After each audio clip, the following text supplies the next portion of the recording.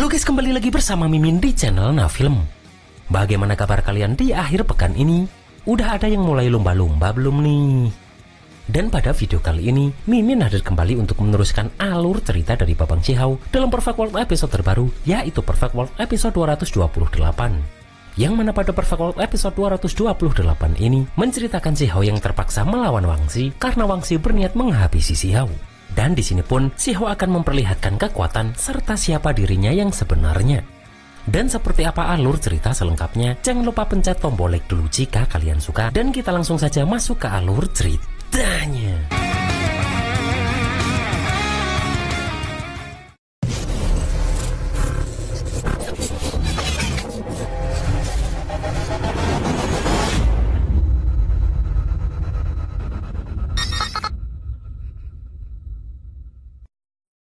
Setelah Shihao memilih teknik hukum Ancient Immortal, tetua ketika pun bertanya mengapa Shihao repot-repot mengejar hal sepele. Padahal tubuh fisik Shihao telah mencapai puncak kesempurnaan dan jalan dao masa kini telah berakar kokoh. Akan tetapi alasan Shihao memilih itu karena Shihao tidak mau berhenti di tengah jalan sebab dirinya sudah melatih 3 energi abadi.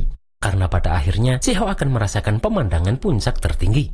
Tetua keempat pun memberitahu jika warisan hukum Ancient Immortal tidak lengkap dan perlu membentuk ulang fondasi dari kekacauan. Mendengar itu, Shihao berniat menghancurkan dulu baru membangun kembali. Dan Shihao akan menggunakan tubuhnya untuk membuktikan jalan. Di sini tetua keempat merasa jika anak ini punya rencana matang dan bukan tindakan asal-asalan. Dan beliau yakin pasti dia masih punya rencana lain. Setelah itu terlihat semua murid berkumpul di Gunung Aksara Kuno Giok Putih. Tetua keempat pun memberitahu jika mereka ingin menguasai hukum Ancient Immortal, maka yang pertama mereka harus pelajari jutaan aksara kuno. Terlihat salah satu aksara menjadi singa saat salah satu murid akan mengambilnya.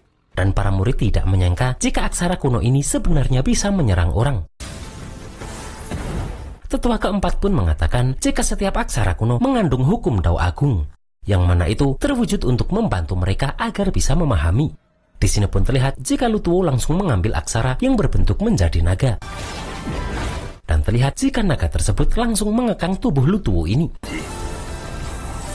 Akan tetapi di sini Lutuo berhasil mengalahkan naga tersebut. Dan terlihat jika naga yang menjadi energi itu kini masuk ke tubuh Lutuo. Sementara itu terlihat Wangxi memilih sebuah aksara yang berubah menjadi sebuah akar. Akan tetapi dengan cepat pun Wangxi langsung membakar akar yang berusaha melilitnya itu. Dan karena hal itu pun energi dari aksara itu kini masuk ke tubuh Wangxi. Di sini tetua keempat mengakui jika kekuatan dari keluarga abadi Wang benar-benar hebat. Kemudian terlihat Zixian langsung mendapatkan energi itu tanpa bertarung karena dia sudah menyatukan benih abadi. Yang mana tetua keempat terkejut karena di bawah tekanan aksara kuno, benih abadi malah terpicu dan termanifestasi. Bahkan kedua tetua ini merasa jika Zixian jangan-jangan pewaris senior yang telah tiada 10.000 tahun itu setelah merasakan aura dari Zixian ini. Sementara Jingyi pun menggunakan api bulan biru untuk mendapatkan kekuatan aksara itu. Dan kedua tetua ini tahu jika api bulan biru adalah api kuno tak tertandingi yang ditinggalkan peri abadi bulan biru. Dan meski Jingyi hanya punya 1 energi abadi, tapi dengan dukungan api bulan biru ini, mungkin dia bisa menjadi yang terhebat. Terlihat semua murid Akademi Tianzhen baru tahu jika Jingyi menyembunyikan kemampuannya selama ini. Setelah itu juga terlihat jika Raja 10 Mahkota sudah mendapatkan kekuatan aksara yang dia masukkan ke dalam akar dari pohon dunianya. Di sini tetua keempat memberitahu jika kultivasi hukum Ancient Immortal perlu didampingi oleh benih abadi, kemudian melangkah maju bersama-sama dan bersatu dengan dao. Terlihat Raja 10 Mahkota sekarang berhasil membentuk bibit pohon dunia, yaitu benih abadi yang bertunas. Melihat itu pun, Shihao merasa jika itu mirip dengan benih abadi milik Modao. Namun Modao mengatakan jika benih abadi miliknya tidak utuh. Shihao pun merasa jika mungkin itu sudah dirusak oleh sang abadi, makanya teknik hukumnya menjadi tidak lengkap. Kemudian tetua keempat mengatakan setelah mereka berhasil mempelajari, maka beliau akan mengirim mereka semua masuk makam alam untuk mencari benih abadi. Yang mana makam alam adalah tempat yang luas dan sunyi namun dipenuhi dengan peluang. Dan karena Akademi Immortal serta Akademi Suci sudah menjelajah, maka Akademi Tianzhen pun tidak boleh kalah dari mereka. Di sini pun Xuan Kun yakin jika dengan kekuatan mereka pasti tidak akan kalah dengan 2 akademi itu. Tetua keempat pun memberitahu jika Yuan Jing pernah bergabung dengan kedua akademi itu. Akan tetapi sayangnya kekuatannya kurang dan akhirnya hanya menjadi murid buangan. Mendengar itu para murid terkejut karena kekuatan Yuan Jing yang sedahsyat itu ternyata hanya murid buangan saja. Namun tetua ketiga memberitahu meski Yuan Jing tidak bisa masuk dua akademi itu, namun para tetua tetap membantunya. Dan inilah yang membuatnya mendapat pencapaian hari ini. Si Hao pun sedikit kesal karena ternyata para tetua malah membantu Yuan Jing yang jahat itu. Setelah itu terlihat tetua keempat membuka kekuatan dari langit dan mengeluarkan sebuah tungku yang besar. Yang mana tungku itu adalah tungku pil Ancient Immortal yang mana di dalamnya tersimpan obat sisa Ancient Immortal. Tetua keempat pun akan memberi mereka semua kesempatan hari ini untuk masuk. Karena tungku pil Ancient Immortal ini masih punya khasiat obat yang bisa membantu mereka memperbaiki tubuh fisik. Dan karena pilnya terbatas, maka mereka harus mengambil berdasarkan kemampuan saja. Tak lama setelah itu pun, para murid sudah berada di dalam tungku pil Ancient Immortal. Dan setelah Jing Yi datang pun, dulu para murid yang mengabaikannya, sekarang mereka mencoba mendapatkan perhatian Jing Yi setelah melihat api bulan biru tadi. Bahkan Lu Tuo pun juga mencoba mendapatkan perhatian Jing Yi ini. Akan tetapi Si Hao dengan cepat datang dan mengajak Jing Yi masuk bersama. Tiba-tiba ada serangan tombak yang langsung mengarah ke Si Hao. Di sini pun Si Hao bertanya siapa yang membuang sampah sembarangan. Dan ternyata orang yang mempunyai tombak tersebut bernama Jinze di ranah Heavenly Deity. Jinze yang mengaku sudah lama mendengar nama Si Hao pun berniat untuk separing dengannya. Akan tetapi dengan cepat, Mo Dou langsung menghantam Jinze ini hingga terpental jauh. Melihat mereka sepertinya sudah bersiap, Si Hao pun meminta Mo Dou untuk membereskan mereka semua. Melihat Mo Dou yang menggantikan Si Hao bertarung, bawahan Jinze merasa jika ini keterlaluan. Dan mereka memprovokasi dengan bertanya jika Mo Dou sebagai Supreme Domain asing dengan 3 energi abadi, mengapa rela tunduk pada Si Hao? Padahal jika jiwa primordial Mo Dou dikurung dan tidak bisa bergerak, maka mereka akan mengurusnya demi Mo Dou. Terlihat mereka semua langsung mengeluarkan wujud binatangnya melihat Mo Dou yang tidak percaya dengan perkataan mereka. Bahkan Jinze mengatakan jika Mo Dou berminat maka keluarga bangsawan milik dirinya akan menerima Mo Dou. Akan tetapi tanpa banyak omong, Mo Dou langsung mengeluarkan burung apinya dari teknik 5 elemen miliknya. Dan terlihat Mo Dou langsung menyerangkan itu ke arah Jinze dan anak buahnya. Dan Mo Dou pun langsung mengirim mereka keluar dari tempat ini. Mo Dou pun melakukan hal tersebut karena siapa suruh mereka mengganggu Si Hao.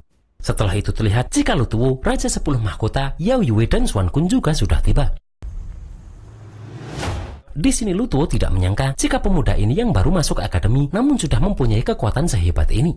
Dan mereka datang untuk belajar dengan Si Hao ini. Sambil mengeluarkan kunpengnya pun Si Hao bertanya apakah mereka yang akan menyerang dulu atau Si Hao yang langsung melawan mereka semua. Terlihat Xuan Kun turun karena dia tidak rela jika Si Hao menginjak wibawa 9 langit. Dan terlihat Xuan Kun pun mulai mengeluarkan hartanya. Akan tetapi Yao Yue mengatakan jika Xuan Kun tidak perlu melakukannya karena sudah ada orang lain yang datang untuk melawan pemuda ini. Terlihat jika orang yang dimaksud adalah Wangxi yang sekarang juga sudah tiba. Wangxi pun merasa Si Hao mempunyai niat busuk terselubung dengan rela menjadi pelayan perang. Yang mana Wangxi yakin jika tujuan Si Hao membuat klan mereka malu dan menodai nama baik Wangxi. Dan sebagai pewaris keluarga Wang, jalan Dao Wangxi adalah jalan puncak tertinggi yang tidak boleh ada cacat sedikit pun. Dan merasa jika Si Hao sudah mengacaukan hati Dao-nya, Wangxi takut Si Hao akan menjadi beban hatinya jika tidak membunuh Si Hao. Maka dari itu, Wangxi berniat memutus belenggu tersebut hari ini. Di sini pun Wangxi bertanya siapa pemuda ini sebenarnya. Namun Si Hao hanya menjawab jika dirinya adalah pelayan perang Wangxi. Bahkan Wangxi pernah berkata jika mereka berdua adalah rekan. Di sini Wangxi bertanya jika bukan karena Wangxi, bisakah Si Hao masuk ke Akademi Tianzhen? Kemudian terlihat jika Wangxi langsung mengeluarkan pedang emas gelap abadi, yaitu senjata tertinggi warisan keluarga Wang. Kemudian terlihat Wangxi mengeluarkan teknik penenang kekacauan, yaitu teknik pusaka penjaga dunia keluarga Wang. Terlihat para murid sangat takjub karena teknik penenang kekacauan adalah salah satu dari teknik pedang terkuat sepanjang masa. Melihat Wangxi yang bersikeras bertarung, Si Hao pun langsung mengeluarkan telapak pencengkram langit yang Si Hao dapat setelah mempelajari aksara kuno Ancient Immortal. Terlihat Wangxi pun langsung menghancurkan itu menggunakan pedangnya tadi. Si Hao pun menyadari jika dirinya mendapatkan banyak pencerahan setelah belajar aksara kuno. Dan Si Hao pun akan membuat Wangxi sebagai bahan uji coba teknik baru yang dia dapat ini. Terlihat Si Hao langsung mengurung Wangxi di dalam kubah petir dari manifestasi telapak pencengkeram langit. Terlihat Yao Yue terkejut karena pemuda ini bisa-bisanya secepat ini sudah menguasainya, bahkan masih bisa menggunakan petir sampai tingkatan seperti ini. Terlihat Wang Xi pun langsung menggunakan pedangnya lagi untuk menghancurkan kubah petir tersebut. Di sini pun Xiao mengakui jika pedang emas gelap abadi Wang Xi bisa disebut sempurna. Akan tetapi sayangnya petir mengalahkan logam. Terlihat Xiao pun menggunakan telapak pencengkeram langitnya lagi untuk menyerang. Akan tetapi Wang Xi langsung mengeluarkan kekuatan pedangnya yang ditambah 3 bunganya untuk menghancurkan itu. Melihat itu Yao Yue baru tahu jika selama ini Wang Xi menyembunyikan kekuatannya cukup dalam. Terlihat Wang Xi pun berhasil menembus teknik milik Xiao ini. Dan kemudian dia membuat pedangnya menjadi banyak untuk menghancurkan teknik Xiao tersebut. Di sini pun Wang Xi berkata jika hari ini dirinya akan menggunakan teknik penenang kekacauan untuk melawan Xiao. Dengan cepat pun Xiao langsung mengeluarkan teknik kunpengnya. Akan tetapi Wang Xi bisa menghindar dan berusaha menyerang Xiao langsung. Terlihat Xiao pun dengan cepat mampu menghindari setiap tebasan dari pedang milik Wang Xi ini. Kemudian Xiao langsung menghantam Wang Xi setelah berhasil menangkap tangannya. Tak berhenti di situ saja karena Xiao terus menekan Wang Xi ini. Terlihat Wang Xi kembali mengeluarkan teknik penenang kekacauan melihat Xiao yang berusaha menyerang lagi kunpengnya. Setelah itu Xiao mengakui jika teknik harta penjaga klan keluarga Wang memang sesuai reputasinya. Mendengar Xiao yang banyak omong, Wang Xi pun langsung menggunakan pedangnya lagi untuk mengeluarkan tekniknya yang lain. Yang mana itu adalah wujud teknik penenang kekacauan, yaitu teknik pemurnian penjaga dunia keluarga Wang. Kemudian terlihat jika Wang Xi langsung menyerangkan ribuan pedangnya ke arah Xiao ini. Dengan cepat pun Xiao menghindari serangan dari pedang-pedang tersebut. Dan kemudian pun Xiao langsung mengeluarkan teknik 6 jalan reinkarnasinya. Setelah itu Xiao meminta Wang Xi untuk mengeluarkan semua kemampuan andalan Wang Xi sekaligus. Karena jika tidak, maka Wang Xi tidak akan mempunyai kesempatan lagi. Terlihat Wang Xi pun berusaha menghindari ranting wilau yang Xiao keluarkan. Akan tetapi pada akhirnya Wang Xi pun tertangkap oleh ranting wilau ini. Di sini pun Wang Xi berusaha untuk menghancurkan ranting wilau yang mengurungnya itu. Akan tetapi dirinya masih tak mampu menghancurkannya. Terlihat Wang Xi langsung mengeluarkan 3 bunganya untuk membakar ranting wilau ini. Dan Wang Xi langsung mengeluarkan api naga penjaga dunia, yaitu tubuh spiritual milik Wang Xi. Wang Xi pun bertekad untuk bertarung mati-matian karena Xiao sudah memaksanya mengeluarkan tubuh spiritualnya. Terlihat Xiao langsung mengeluarkan ikan kun dari pohon willownya untuk melawan tubuh spiritual Wang Xi ini. Dan terlihat pertarungan antar tubuh spiritual dari kedua jenius tersebut. Melihat itu para murid terkejut karena jenius satu generasi peri Wang Xi bisa-bisanya ditekan oleh pelayan perang. Melihat semua teknik itu pun Jing Yi baru sadar jika pemuda ini memanglah Xiao. Sementara Yui Chan yang melihat pohon willow dan kunpeng pun semakin yakin jika itu memang Xiao. Terlihat Wang Xi pun terluka setelah bertarung dengan Xiao ini. Dan dia semakin tidak akan memaafkan Xiao yang selama ini sudah menipunya dan keluarganya. Di sini pun terlihat jika Wang Xi langsung mengeluarkan jiwa primordialnya. Di sini Xiao tidak menyangka jika jiwa primordial Wang Xi ini ternyata membentuk sebilah pedang kecil. Di sini pun Wang Xi berniat menghancurkan kesombongan Xiao menggunakan kehendak pedang janin pedang jiwa primordialnya itu.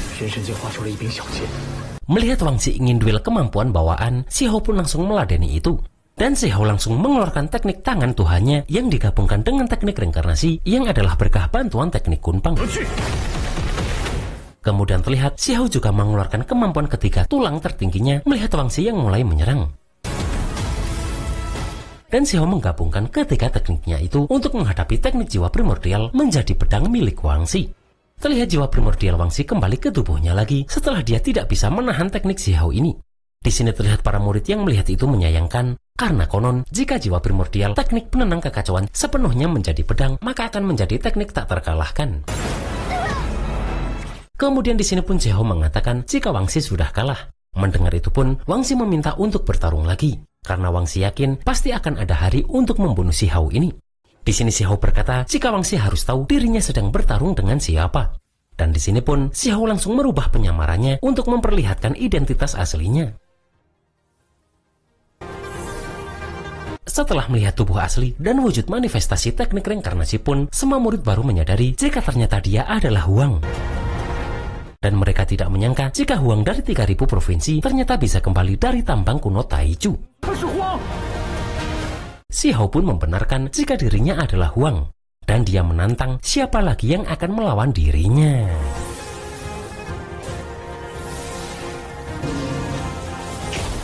Dan pada Perfect World episode 229, Xiao pun akan menyempurnakan tekniknya di tempat ini.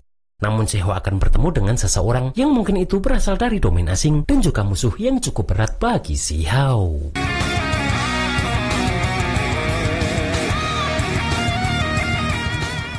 Dan itulah guys alur cerita Perfect World episode 228 ini. Ngeri bet ya, pas tadi Xiao menunjukkan identitas aslinya kepada semua orang. Dan siapakah pemuda yang akan Xiao temui dan menjadi lawan barunya? Kita tunggu saja dalam Perfect World episode 229. Akhir kata, selamat ngapain aja di akhir pekan ini, dan see you next episode.